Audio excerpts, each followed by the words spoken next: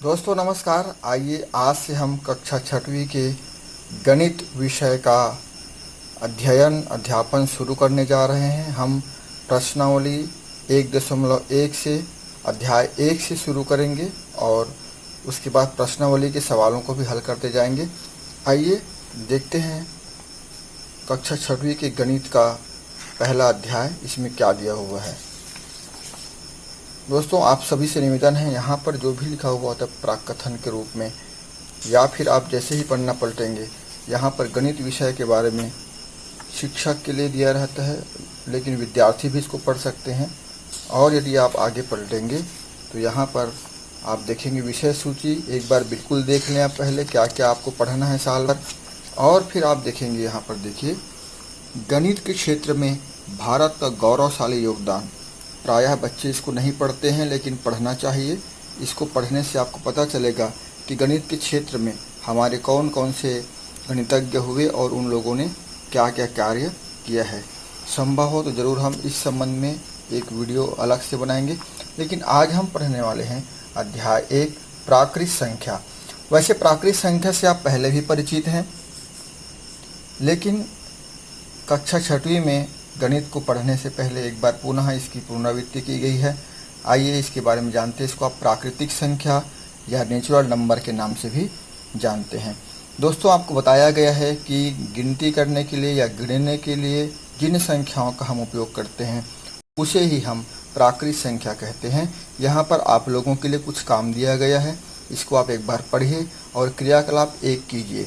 देखिए क्रियाकलाप 1 में आपसे बोला गया है कि यहाँ पर कितने फूल है पूछा गया है। तो 1 2 3 4 5 5 अलग अलग इकाई है और पाँचों को मिला के आप लिखेंगे 5 फूल। ठीक इसी प्रकार से यहाँ पर ये जो गेंद है वो कितने हैं, पत्तियाँ कितनी हैं और चश्मे कितने हैं, यहाँ पर आपको भरना है पेंसिल से। तो ये काम आप पहले कर लीजिएगा पाठ को शुरू करते समय। ऊपर का एक बार ज़रूर पढ़ लीजिएगा। फिर आप लोगों का एक काम है, यदि आप इन सभी चीज़ों को पढ़ेंगे तो आपको ये पाठ पूरा समझ आएगा, इसलिए इसको पढ़ना बहुत ज़रूरी है। फिर बताया गया है इस पुस्तक में आपको कि हम अलग अलग तरीके से कैसे पहले संकेतों का प्रयोग करके किसी वस्तुओं को गिनते थे।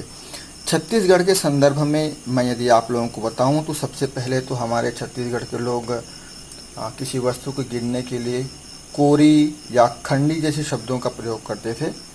कोरी और खंडी, जैसे कि एक खंडी का मतलब होता है 20 काठा।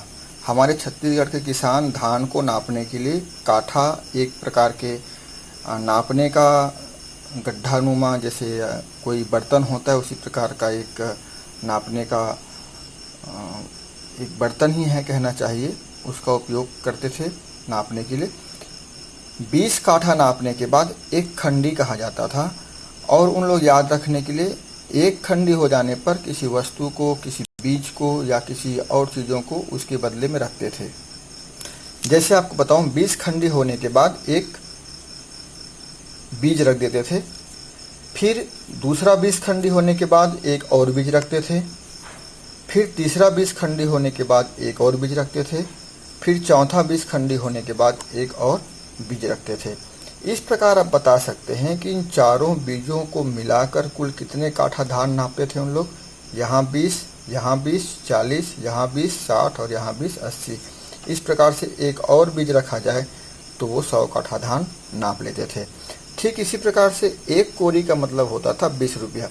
उनकी गिनती सिर्फ 20 तक सीमित हो जाती थी। 20 की ही गिनती में सारे बड़े बड़े आंकड़े उन लोग गिन लिया करते थे। 20 रुपया यानी एक कोरी, फिर 20 रुपया, 2 कोरी यानी 40 रुपया, 3 कोरी कहने का मतलब 60 रुपया, 4 कोरी कहने का मतलब था 80 रुपया, 5 कोरी कहने का मतलब था 100 रुपया। अच्छा, आप ये भी पूछ सकते हैं कि जब कम ज़्यादा हो तो कैसा बोलते थे उन लोग। तो यदि जैसे 22 रुपया है तो उनको बोलते थे 2 आगर 1 कोरी, यानी कहने का मतलब है आगर यानी ज़्यादा। 2 आगर 1 कोरी कहने का मतलब है 22 रुपया, 2 कम 1 कोरी कहने का मतलब 18 रुपया, 5 आगर 1 कोरी कहने का मतलब 25 रुपया और 1.5 कोरी कहने का मतलब 30 रुपया। इसी प्रकार से 5 कोरी 5 कहने का मतलब है, जी हाँ, 105 रुपया। इसी प्रकार से 5, 10, 20 तक की गिनती तो जानते ही थे और आगे की गिनती संभवतः उन्हें पहले मालूम नहीं था, इसीलिए हर गिनती को 20 की गिनती के रूप में गिना करते थे।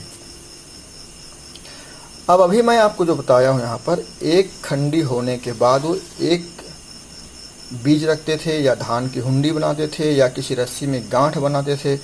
इसी को हम एक एक संगतता कहते हैं। जिस प्रकार से आप ये पेन देख रहे हैं, इसमें एक पेन में एक ढक्कन लगा हुआ है, फिर से एक पेन में एक ढक्कन लगा हुआ है, फिर से एक पेन में एक ढक्कन लगा हुआ है। इसी को हम एक एक संगतता कहते हैं। यानी कि किसी वस्तु के बदले जब हम कोई एक पत्थर, बीज या कोई गांठ लगा देते हैं तो इसी को एक एक संगतता कहते हैं, प्रत्येक वस्तु के लिए जब इसका उपयोग किया जाता है। तो दोस्तों, अंकों को दर्शाने के लिए जिन संकेतों का प्रयोग किया जाता था पहले, अभी भी हम जिन संकेतों का प्रयोग करते हैं उनमें देखिए इस प्रकार के संकेत होते हैं। 5 को हम ऐसा भी लिखते हैं, इस प्रकार से भी लिखते हैं और इस प्रकार से भी लिखते हैं। ये वाला 5 अंतर्राष्ट्रीय मानक के अनुसार है जो अभी हम पढ़ते हैं। ये वाला जो 5 है वो हमारे हिंदी के अनुसार है और ये 5 आप जानते हैं रोमन अक्षर के अनुसार है। तो यहाँ पर देखिए 5, ये भी 5 और ये भी 5। इसी को हम अंक कहते हैं। अंक और संख्या में थोड़ा सा अंतर है और वो अंतर क्या है इसके बारे में हम समझने का प्रयास करते हैं। ये देखिए यहाँ पर ये अंक हैं 1, 2, 3, 4। आप कोई खेल खेलते हैं तो बच्चों के साथ खेलते हैं तो आप कहते हैं कि आप जाइए 100 तक गिनिए, उसके बाद दाम दीजिए।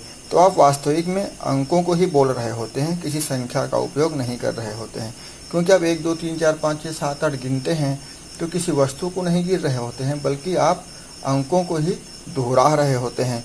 लेकिन जब हम कहते हैं एक पेन, एक कॉपी, एक पुस्तक, जब हम किसी वस्तुओं को गिनने के लिए इन अंकों का प्रयोग करते हैं, या कहें कि हम किसी वस्तुओं की संख्या, मात्रा या इकाइयों को दर्शाने के लिए अंकों का प्रयोग करते हैं, तब हम उसे संख्या कहते हैं।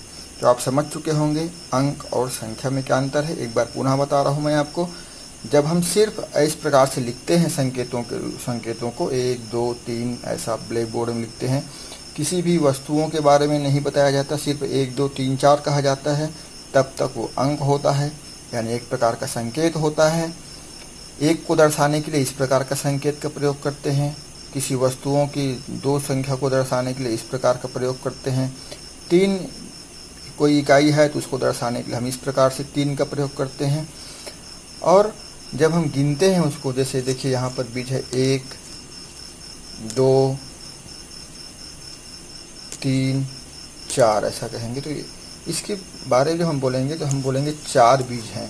तो 4 के साथ जब हम बीज प्रयोग करते हैं वही संख्या कहलाती है। कितनी संख्या में है, किसी वस्तुओं को गिनते हैं तभी हम उसको संख्या कहते हैं। अब आप समझ रहे होंगे कि हम प्राकृतिक संख्या के बारे में बात क्यों कर रहे हैं।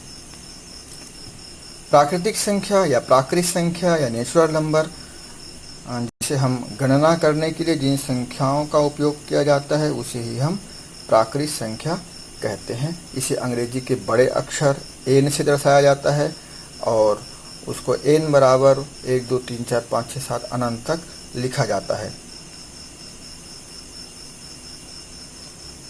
इस प्रकार से।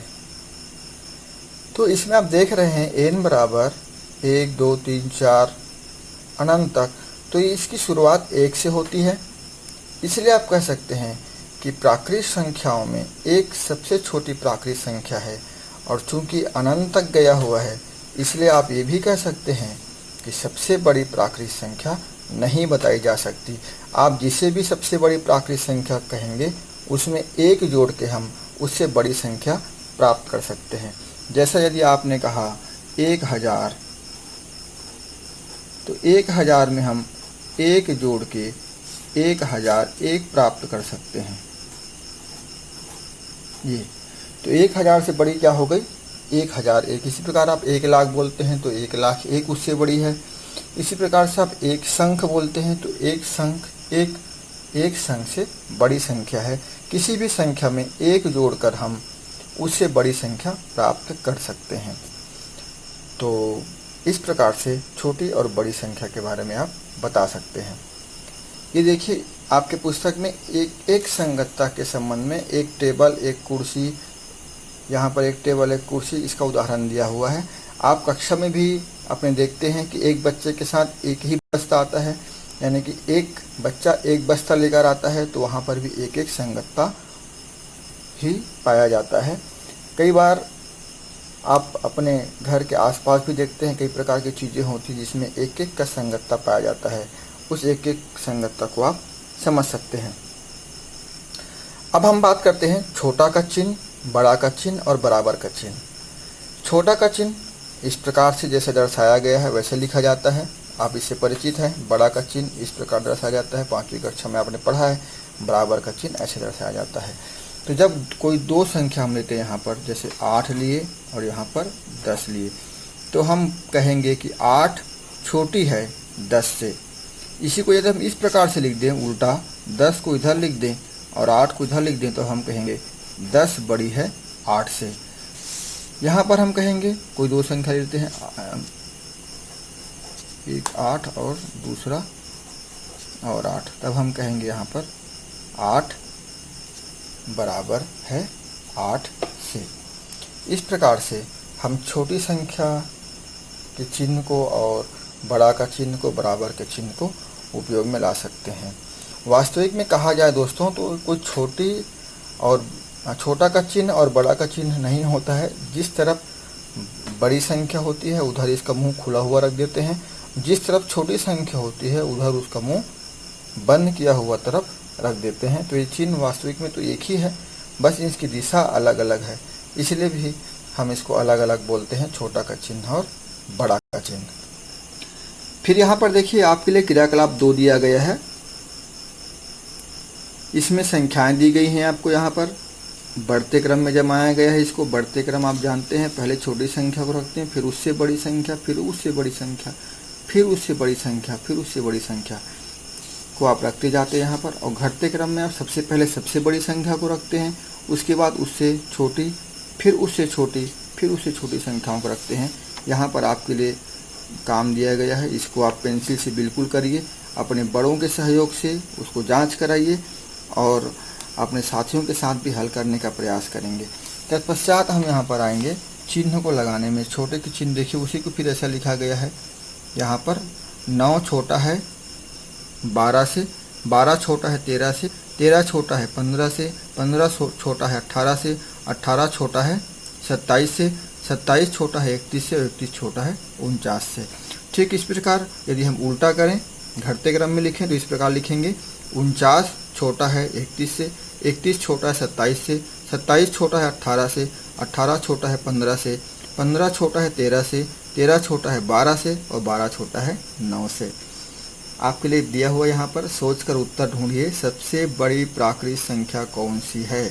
तो हम तो आपको अभी इस वीडियो में बता चुके हैं, आप भी और एक बार सोचकर बताइए, क्या 10 लाख से बड़ी कोई संख्या है? बताइएगा। 10 करोड़ से बड़ी कोई संख्या है? ये भी आप बताइएगा। तो फिर सबसे बड़ी संख्या क्या होगी? एक बार पुनः आप अपने दिमाग पर जोरदार के सोचिए और बताइए कि क्या सबसे बड़ी संख्या आप बता सकते हैं। और अगला वीडियो में हम कोशिश करेंगे आपको प्रश्नावली 1 के सवालों को हल करके बताने का। इसके लिए आपसे निवेदन है कि इस प्रश्नावली को हल करने से पहले 1 से 100 तक की गिनती का चार्ट आप बनाकर रखिएगा, ताकि हम प्रश्न क्रमांक 4 को आसानी से हल कर सकें और आप संख्याओं के बारे में सोचते रहिएगा। साथ ही साथ हमने सीखा, ये वाला भी आपको जो पीला बॉक्स में दिया हुआ है इसको भी आप अच्छे से याद कर लीजिएगा, क्योंकि इसी में से कई बार खाली स्थान के सवाल या फिर सही जोड़े के सवाल पूछे जाते हैं। तो ये प्रश्नावली और ये अध्याय हम सिर्फ 2 वीडियो में ख़त्म करने वाले हैं, क्योंकि बहुत छोटा सा अध्याय है और आप इसको पहले से पढ़ चुके हैं, इसलिए आप इस पर काम कीजिएगा। मैं पुस्तक से इसलिए बता रहा हूँ दोस्तों, क्योंकि आपको पुस्तक से ही पढ़ना है, इसलिए पुस्तक आपको दिखता रहना चाहिए ताकि आपको समझ में आए कि हम कहाँ पर पढ़ रहे हैं और कैसे पढ़ रहे हैं। ब्लैक बोर्ड पर भी इसको समझाया जा सकता था, लेकिन नहीं, हम आपको अभी के पूरे वीडियो में सिर्फ पुस्तक पर ही कैसे काम करना है और कैसे उसको हल करना है हम सामने हल कर करके बताते जाएंगे और आप इसको देखकर अपने घर में प्रैक्टिस करेंगे, ऐसा मैं उम्मीद करता हूँ। वीडियो देखने के लिए आपका बहुत बहुत धन्यवाद।